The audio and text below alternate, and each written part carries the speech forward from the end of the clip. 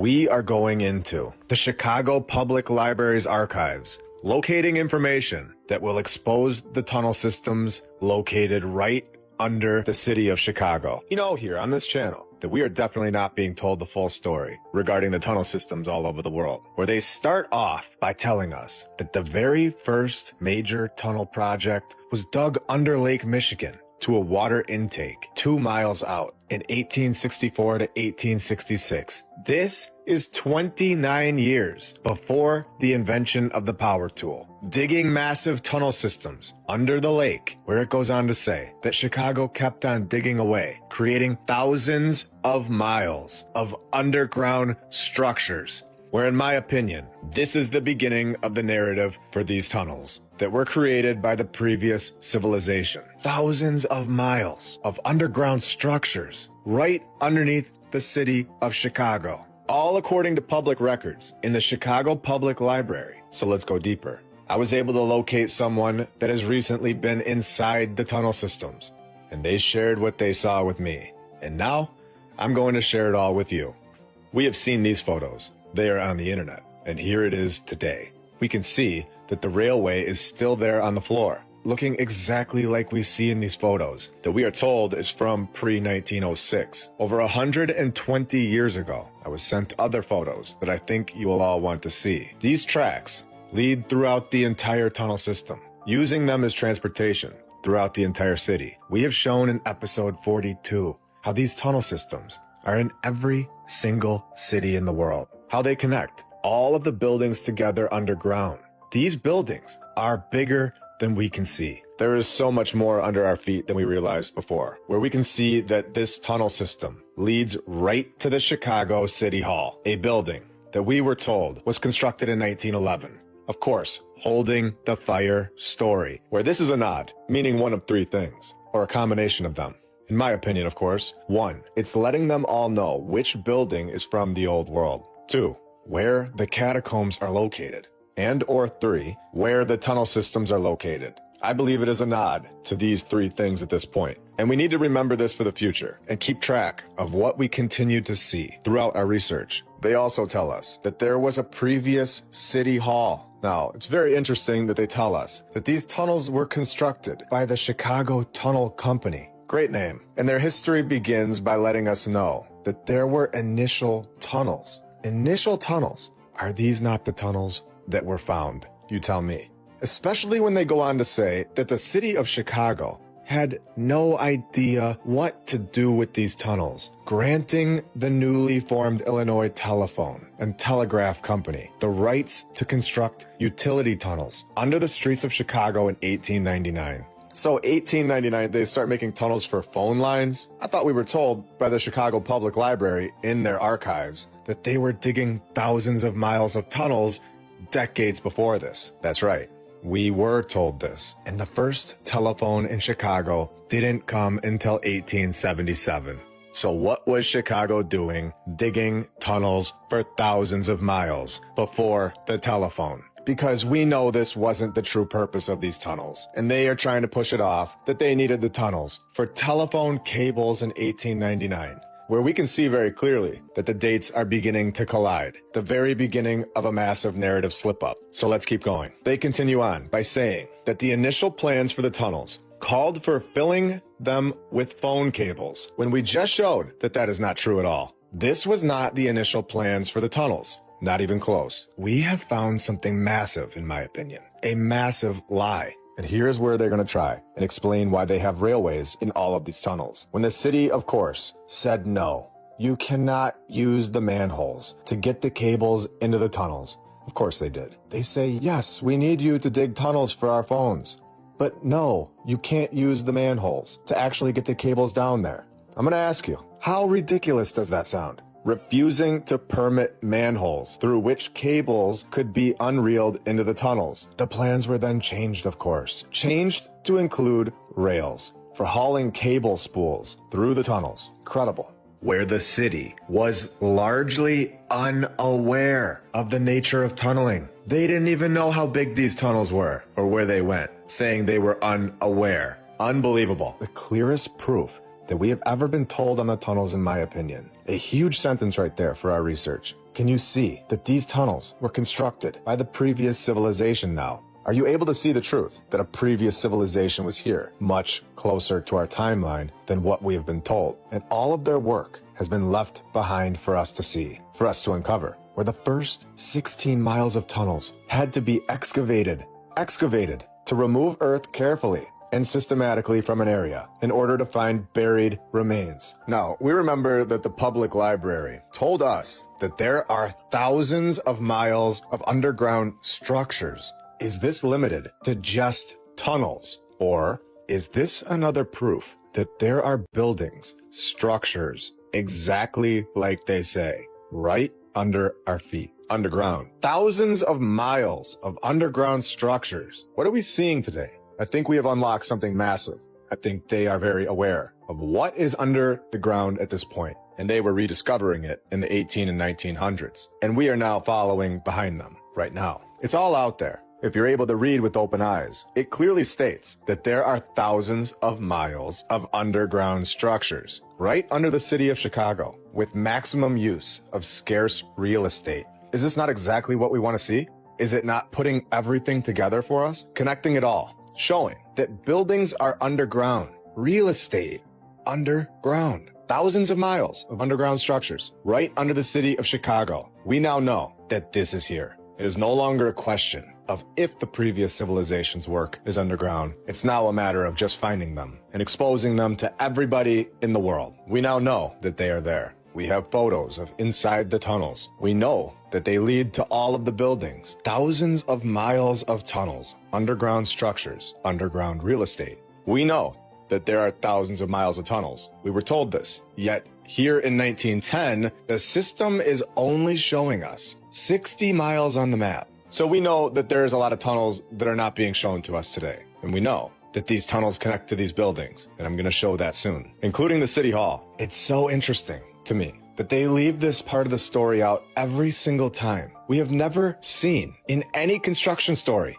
that they connected the local tunnel to the building. We don't see that the city hall also has a tunnel system connected to it within the narrative. Yet we know that the city hall is 100% connected to this massive tunnel system. I have also located first-hand accounts of these tunnels where this individual worked at the Field Museum of Natural History in the late 1970s, where he explains that the building was a customer of the Chicago Tunnel Company, where the tunnel was connected via an elevator. And he explains that after all of the freight cars were abandoned, they were destroyed and scrapped, except for one, which remained in the Field Museum's sub-basement. A basement to the basement is what we are reading. This building is much bigger than we are told. Cut off from the rest of the tunnel system was a train from the past. The manager of the physical plant, Norman, took this individual down there, and he says it seemed at the time they would remain there forever. Well, no, they removed them in the late 1990s, of course. And then the Illinois Railway Museum took them over, supposedly saved and are now preserved there, where you can read about them here. Here, meaning 404, page not found. So I would be shocked, personally, if they're still there today, just knowing what we know. For anyone that wants to check it out, it is located at 7000 Olson Road, Union, Illinois, right outside of a town called Marengo. Very interesting stuff. I would love to know if those carts are still there, or if they would tell us that they ever had them, and if they would have a further story about them. So this story continues on to say that on April 13th, 1992, what some have called the Chicago Flood began, where contractors accidentally disturbed the clay surrounding one of the freight tunnels. Of course they did. Do you think this was an accident? You gotta let me know in the comments. Where the leak wasn't taken seriously at first, where it turned into a breach near the Chicago River, with eventually hundreds of millions of gallons of water flowing into the tunnel system and into the sub-basements of many Chicago buildings. Again, I'm gonna ask, knowing what we know, do you think this was an accident, or do you think this was a destruction project where a man named Bruce had his 15 minutes of fame because he was the only recognized expert on the tunnel system, where the great majority of people, of course, had no idea such a thing even existed? Where I think that 20 to 30 years later, now, we may be right back to that point, showing how fast people forget things, showing that the majority of people, yet again, need to be shown these tunnels and understand what is below their feet. Now, by September, they built a complete ramp. I'd like to see that happen today this fast. I'd like to see that happen today this fast. 40 feet of water. And there's another 2 floors below that. And there's another 2 floors below that. For me, it started back in high school and college. And one day, the light bulb went off. Gee, my dad is the night supervisor at Marshall Fields. Maybe they have an opening. And they did. And a very interesting note here, down at the bottom of the article, where on September 1st, 2000, the Central Electric Railfans Association hosted a rare inspection tour of parts of the underground tunnel system. Unfortunately, we are told that this is not likely to be repeated anytime soon. On the wake of something that happened in 2001, there are now security concerns. The old tunnel system, a vital part of Chicago's infrastructure, a vital part of the old world, our true history, our true past, is now closed off from public access. Now, it is very possible that these tunnels were found, connecting the old world buildings together, connecting underground real estate, structures, as we were told, finding these tunnels, and then our civilization constructed their form of transportation throughout this system, with the railways being laid after finding these tunnels. This is a possibility, but in my opinion, there is one thing that is for sure, is that these tunnel systems, these structures that we are unable to see now, have been there for a very long time, much longer than we have been told. And they are still here from the previous civilization, a civilization that was here only a few hundred years ago, in my opinion. Using electric locomotives in the underground tunnel. Very interesting. Naming this the Great Chicago Tunnel from 1908. Do you live here in this area today? Here's a public map, the one that they are showing us, from 1915, of the Chicago Tunnel system that sits right below your feet today. Remember, there are thousands of miles of tunnel systems in this city alone. So this is obviously not everything, not even close, but it does show that there is much more below our feet right now. With another map titled Chicago Freight Tunnel System, Underground Transportation. Zooming in, we can see that the public was allowed to know that they are 40 feet below the surface of Chicago. 40 feet of water. And there's another 2 floors below that. 40 feet of water. And there's another 2 floors below that.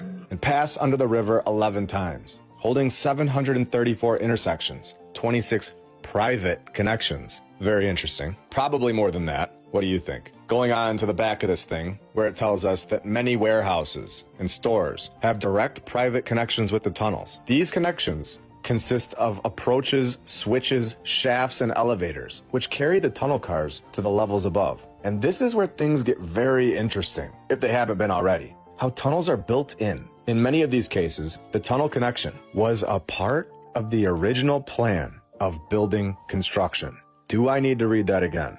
I will anyway. Was a part of the original plan of building construction. This was done on purpose, and I have not seen one time in a narrative where they tell us about the construction of a building's tunnel system, where it should definitely say that, according to this document, where they state that that was a part of the building's construction. There has not been a single time that the narrative has explained how this was done, or even mentioned that a tunnel was connected to the building. Was this an attempt to hide that these buildings now hold this tunnel system, a tunnel system that is massive, right under our feet, that is no longer available to the public after 2001? Can you see that these tunnel systems may be used for something else now? You tell me. Again, I'll ask, now knowing what we know, where are we really? Do we fully understand that there are more than just hallway-type tunnels right under our cities? I even found the name of the chef, but not a word about what they were served. Not a word about what they were served. The ones that we are shown and told about, where I believe that we are past this point in our knowledge. I think we know that there is so much more below the ground. Structures, rooms, buildings, places that we are definitely not allowed to go or ever see. If they have hallways, they have more. This building was probably about 12 stories and had almost as many floors below ground as above. Some buildings in the loop had their basements lowered so they could meet the tunnel. This is one of them. I believe this is one over at near Monroe and Wabash, where they've actually lowered the basement. These underground tunnels, bases, these are not new ideas, and we know this. And we have seen a lot of lies, but this one is the biggest of them all. Telling us that no other city has tunnels. Are you kidding me? We know that they do. We've seen this. This is from a pamphlet issued probably, maybe, it might have been in the early 1940s. but they can't seem to remember anything from 80 years ago. By the Chicago Tunnel Company to advertise its services to local businesses and railways. So I'm going to ask you all a question. Do you really think that the tunnels are all done now? Do you think they haven't been expanded? Do you think that in the last 100 years, they just stopped making tunnels? Or do you think that Chicago has an even bigger, more in-depth underground system than we could ever imagine? Do you think every city might have this? Let me know. They are in Wabash over at the Palmer House. What's really odd is I found this photo long after I had taken this photo at the exact same location. 17 East Monroe Street, Chicago, Illinois. We have the Palmer House Hotel, where we are told that there have been multiple Palmer House hotels on this exact same site. When the first Palmer House was built as a wedding present in September of 1870, because we all know that building a massive hotel in downtown Chicago and giving it away as a wedding present in the 1800s was very normal. This was a common gesture back then. Do you think these photos where buildings are bigger underground, do you think that these are just myths now? Let me know in the comments below. The Illinois Tunnel Company. What a name. We have tunnel systems documented on atlasobscura.com stating that these tunnels are connected to these buildings that I'm going to name right now. The City Hall, which we know, Merchandise Mart, the Federal Reserve Bank, the Chicago Tribune Building, the Civic Opera House, the Field Museum, and dozens of others, where they were pumping tunnel air into theaters and hotels as natural air conditioning.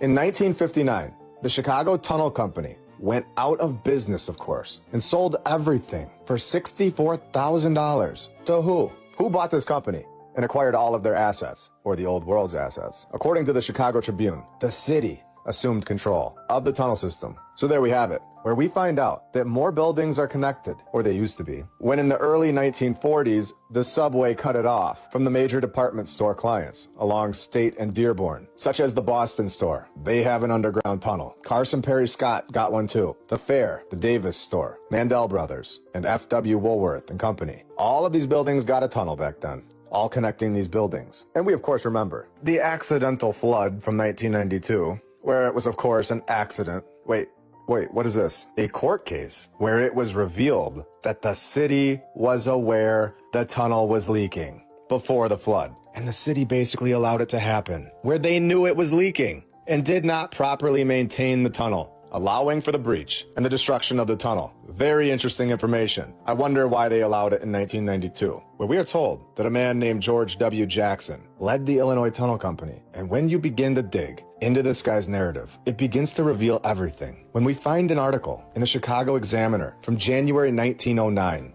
this entire operation, this company, is tied to something very strange here. Remember when we were told the public map in 1910? Well, right before 1910, an event took place in 1909, 1 year before. The cost of construction had bankrupted the Illinois Tunnel Company, which is the exact same year.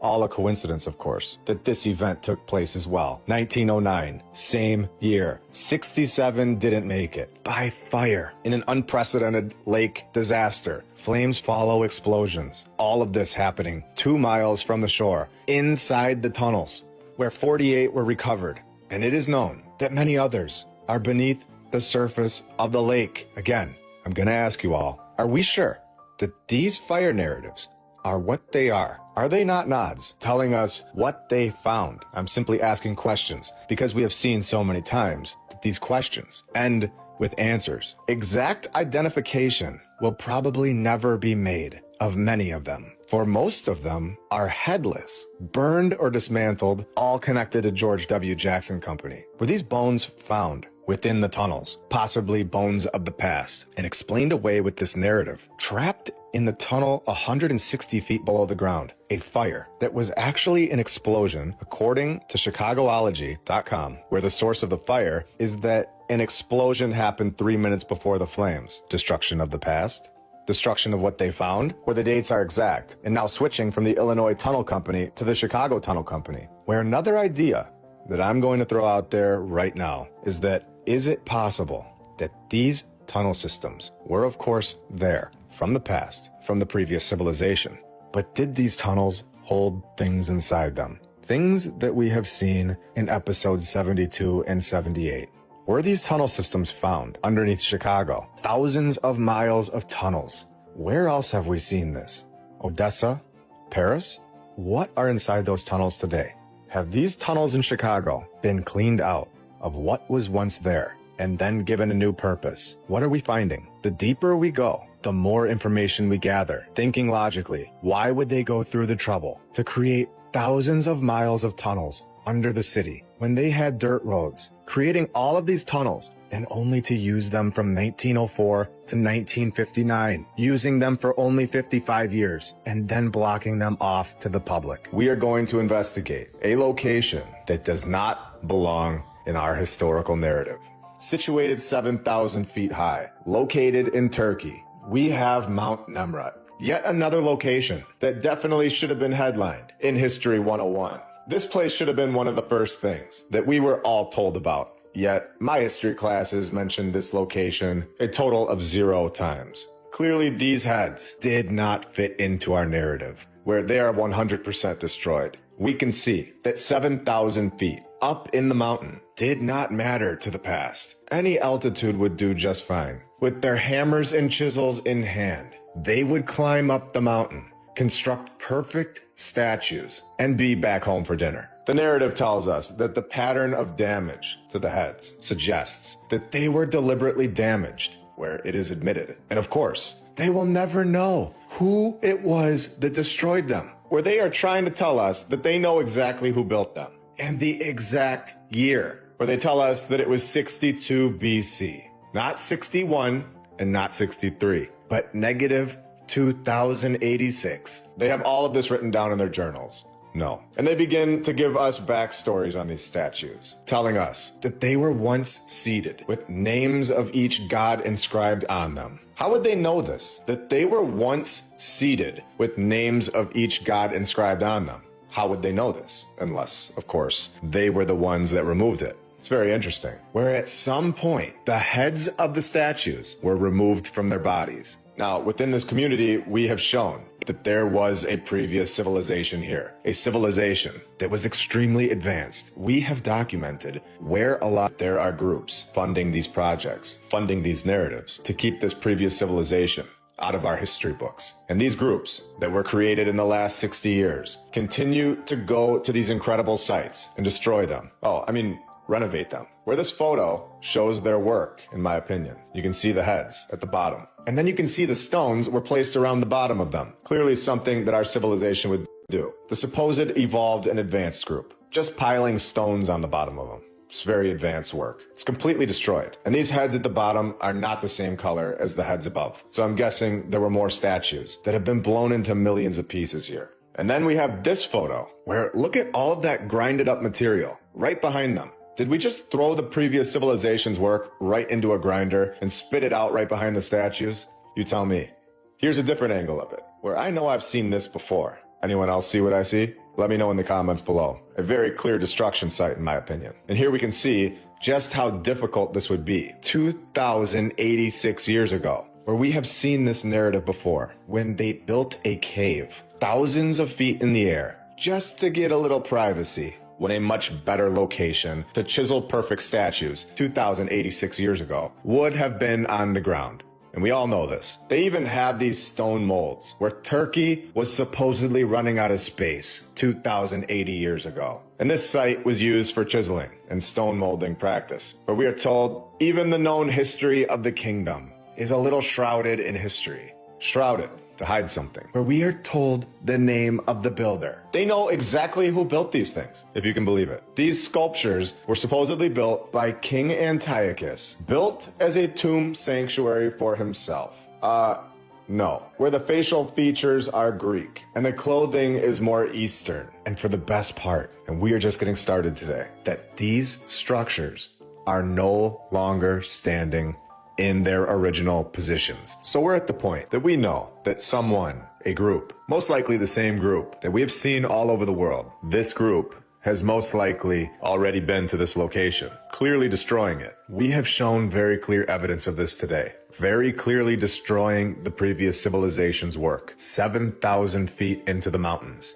Oh hey, Look who has a page on this place. It's our great friends over at the WMF. It's crazy that we have the exact same interests as this group over and over. It's so nice of them to help preserve our favorite spots, where they even have a nice write-up about this location. So let's see what they have to say. The Armenian king ruled the small territory in the 1st century BC, where the king reached a peaceful agreement with Pompey. Of course he did. Yes, very peaceful. There were lots of witnesses. It's a very nice gesture. Lots of handshaking and laughs. And we all know this is 100% a very true story. No, we don't. Where 5 years later, on the dot, the Roman Senate recognized the king as a friend. It's so nice that they were all getting along. It's also so nice that the mainstream treats us like little kids, telling us these incredible stories of friends in the making, where 2,000 years ago, they had master sculptors. But then we get to the 1800s, and we're all back to riding around on donkeys and living in sheds. Master sculptors carving a monumental scene of the king seated among the gods, including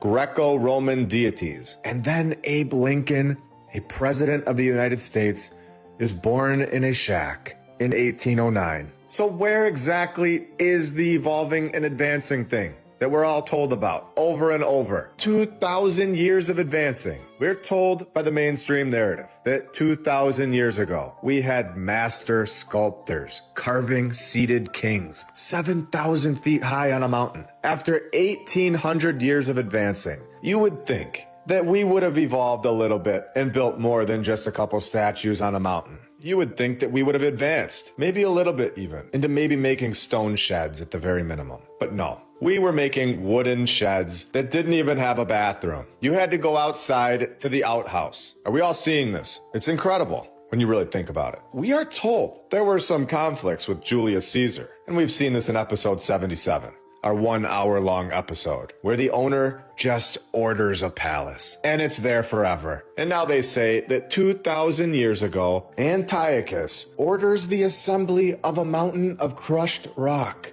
He's just ordering it. Any delivery man will do, back 1,800 years ago, where I think this is a massive lie. That 50-meter pile of crushed rock is 100%, in my opinion, the crushed stone of the incredible work of the previous civilization. All in my opinion, of course, but I think it's pretty obvious at this point. We just need 50 meters of crushed stone way up on that mountain, 7,000 feet in the air. What would we do without that crushed stone 2,000 years ago? This story is ridiculous, where the statues, each over 9 meters tall, have all been damaged by earthquakes. But these were no ordinary earthquakes. These were the earthquakes that would chop the heads off of statues from 2,000 years ago. Extremely picky earthquakes that just wanted the heads. All documented. No, of course it's not. Where the earthquakes took their stone heads and sent them rolling down the hillside. Or did someone go in there and remove the heads and grind most of them up and put them right behind the site, 50 meters high, and then roll the other ones down the hill? What do you think? You tell me. Where it was, of course, rediscovered in 1881. So let's get this straight. They didn't even know about this place until 1881. And archaeological activity only began in 1953. Rediscovered in